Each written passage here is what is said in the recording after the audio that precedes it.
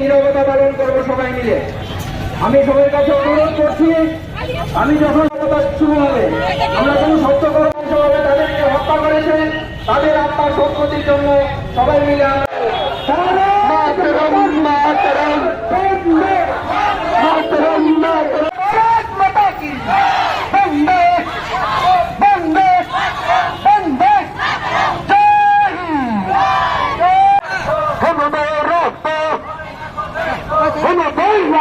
তাতে আমাদের ভারতীয় হিন্দু 26 জন নাগরিকের প্রাণ হারিয়েছেন।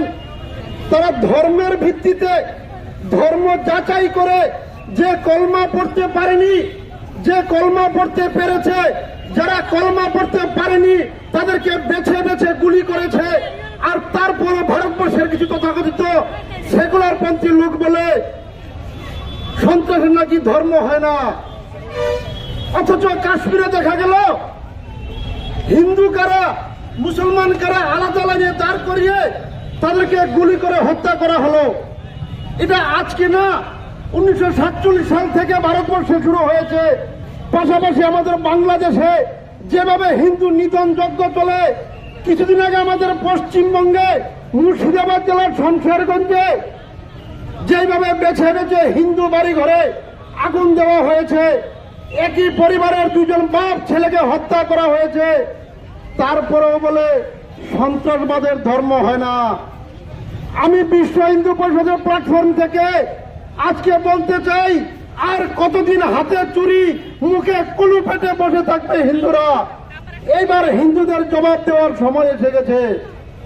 পাকিস্তান নামক দেশটা যে আছে, এই দেশটা যেন বিশ্বের মানচিত্র থেকে মুছে দেওয়া হয়, তার জন্য আমি ভারত সরকারের কাছে আবেদন জানাচ্ছি। এই পাকিস্তান যতদিন থাকবে ততদিন সারা বিশ্বে এবং ভারতবর্ষের সন্ত্রাসী কার্যকলাপ থাকবে। পাকিস্তান যেদিন থাকবে না সেদিন আর সন্ত্রাসী থাকবে না। আমাদের প্রতিবেশী দুটো কান্ট্রি আছে, নামক একটা বাংলাদেশ, একটা পাকিস্তান। এই দুটোই বাথরুমের সমান।